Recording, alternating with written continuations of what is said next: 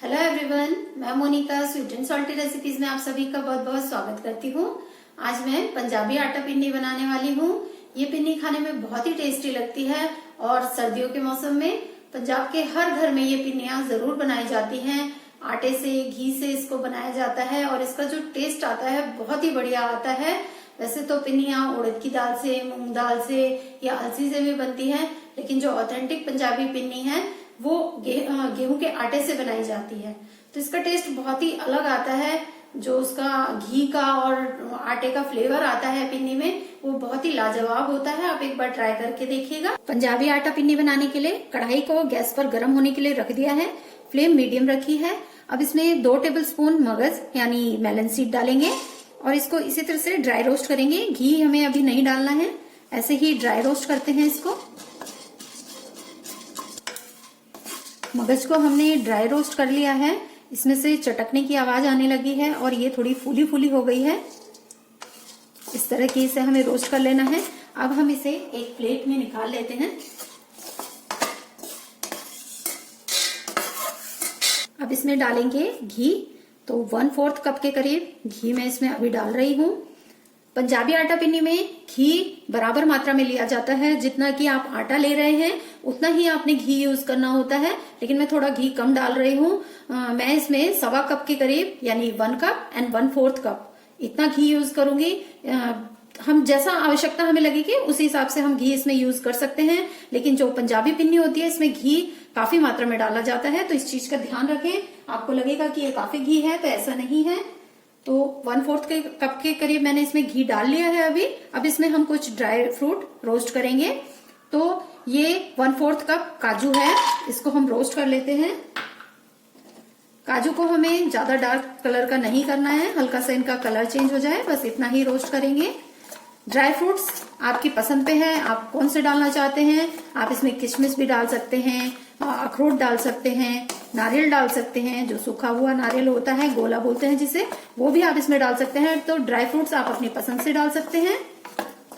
काजू का कलर हल्का सा चेंज हो गया है, लाइट गोल्डन कलर के हो गए हैं। इससे ज्यादा इसे रोस्ट नहीं करेंगे, अब निकाल लेते हैं इसे। अब ये 1/4 कप बादाम लिए हैं, इसको भी हम रोस्ट कर लेंगे।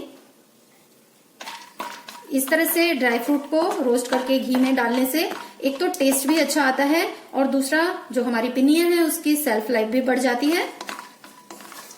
बादाम भी रोस्ट हो चुके हैं और इसका कलर भी हल्का सा चेंज हो गया है। इसे भी हम काजू वाली प्लेट में ही निकाल लेंगे।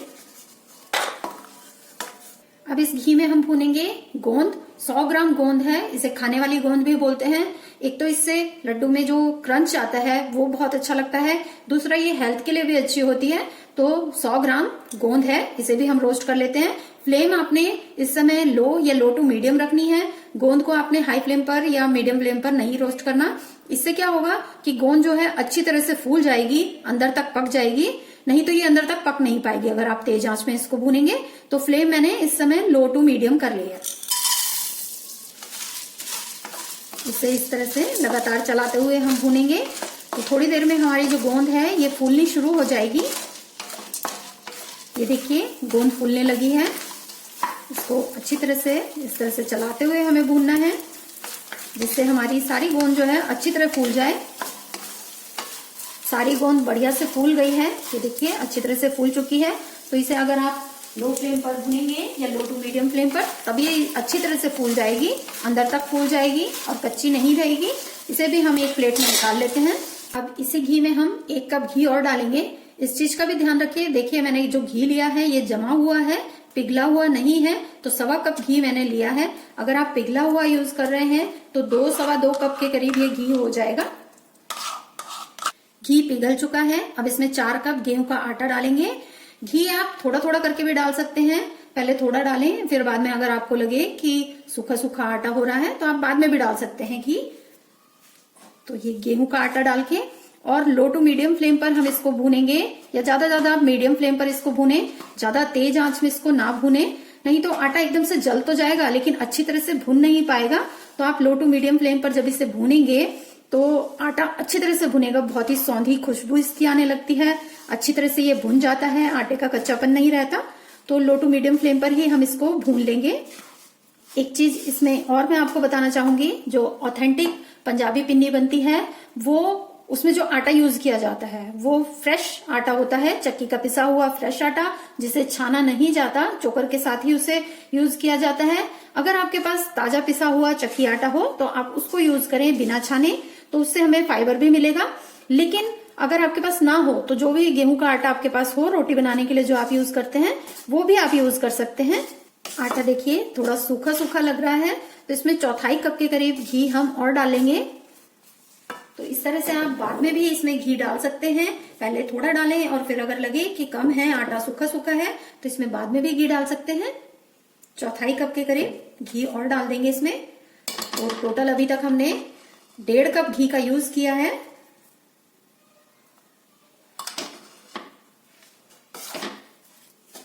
मिक्स कर लेंगे और लगातार चलाते हुए आटे को भूनेंगे। ये देखिए अब आटा आपको सूखा नहीं लग रहा होगा, थोड़ा गीला गीला लग रहा है, लेकिन ये गीला नहीं है, बिल्कुल परफेक्ट है। पंजाबी पिन्नियां इसी तरह से बनाई जाती हैं, घी इसमें रज के डाला जाता है तभी उसका टेस्ट आता है। अब हमें आटे को तब तक भूनना है जब तक कि इसमें से बढ़िया सी खुशबू आने लगेगी, बहुत ही बढ़िया सौंधी सौंधी आटे के भुनने की। तो वो खुशबू आने लगे और आटे का कलर भी थोड़ा सा चेंज हो जाएगा, तब तक हम इसे भूनेंगे। इस रेसिपी में आटे को भूनने में जो समय लगता है वही समय लगता है, बाकी पिन्नी तो फटाफट बन जाती है। तो असली कलाकारी भी इसमें आटे को भूनने की ही है। आपका आटा जितना बढ़िया भुना होगा उतना ही पिन्नियों का स्वाद बढ़ जाएगा। और इसमें आपको एक बात और ध्यान रखनी पड़ेगी कि आटे को भूनते हुए आपने इसको जलने नहीं देना है। जैसे ही आटा ब्राउन होता है उसके बाद ये एकदम से जल भी जाता है। तो जैसे ही आटा आपका ब्राउन हो आपने गैस बंद करना है और साथ के साथ इसे किसी बर्तन में निकाल लेना है। तो अभी हमारा आटा लगभग हो चुका है, इसका कलर हल्का चेंज हुआ है, थोड़ा सा और कर लेते हैं।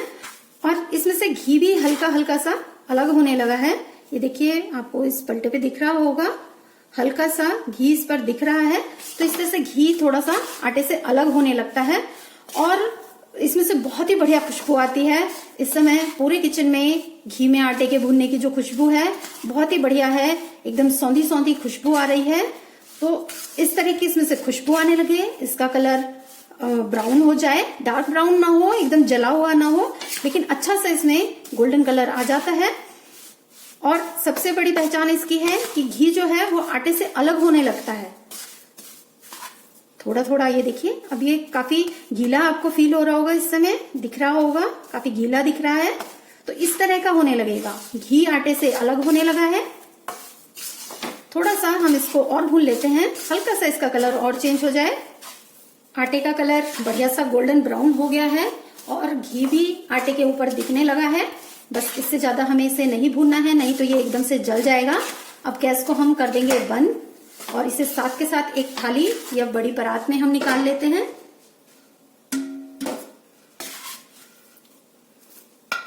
और परात में निकालने के बाद इसको हम इस तरह से फैला देंगे। आप इसका कलर देख सकते हैं और देखिए ये घी भी अलग होने लगा है आटे से। तो ऐसा ही हमें इसे भूनना है। इसे इस तरह से फैला देंगे जिससे ये जल्दी से ठंडा हो जाए। ठंडा होने के बाद ही हम इसमें मीठा मिक्स करेंगे। तो अभी हम इसमें मीठा नहीं डालेंगे। अगर हम इस समय चीनी, बूरा या गुड़ कुछ भी डाल देंगे तो वो पिघल जाएगा और फिर हम उसको दोबारा पकाएंगे तो इस तरह से दिक्कत हो जाएगी और फिर वो टेस्ट नहीं आएगा। पहले हम इसे ठंडा होने देंगे, गुनगुना हो जाए ये, ऐसा रहेगा, तब इसमें हम मीठा मिक्स करेंगे। जितने हमारा आटा ठंडा हो रहा है उतने कुछ तैयारियां और कर लेते हैं। तो ये गोंद जो हमने भून के रखी थी इसको हम चूरा कर लेंगे। तो आप इस तरह से कटोरी का जो ये फ्लैट वाला हिस्सा होता है इससे इस तरह से दबा के भी इसको क्रश कर सकते हैं, या ये जो अदरक कूटने वाला होता है इसमें भी हम इसको क्रश कर सकते हैं। तो जिस तरह से आप इसको चाहें, वैसे तो ये हाथ से भी इस तरह से क्रश हो जाता है। तो जिस तरह से आप चाहें इसको क्रश कर लें। ये देखिए बहुत ही आसानी से ये हो जाता है।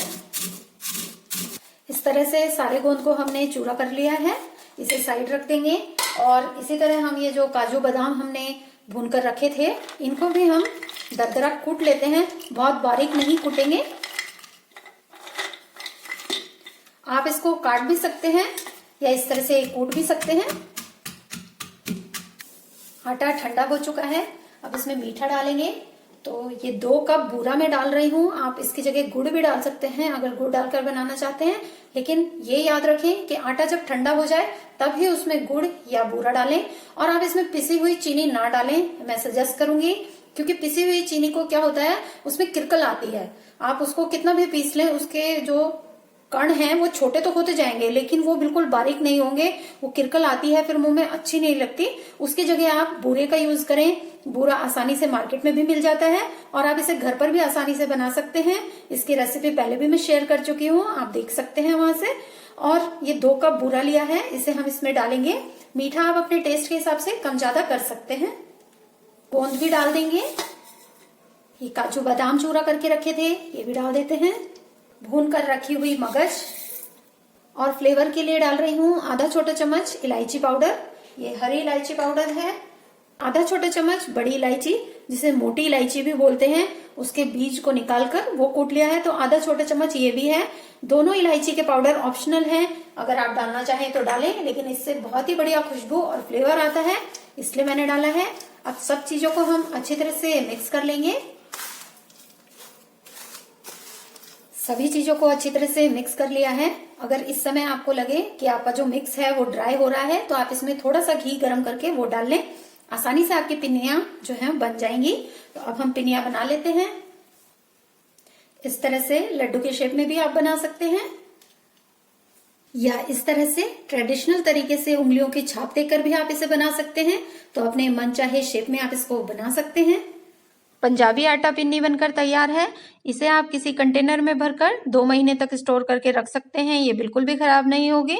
और आज की रेसिपी अच्छी लगी हो तो लाइक शेयर सब्सक्राइब जरूर कर लीजिएगा।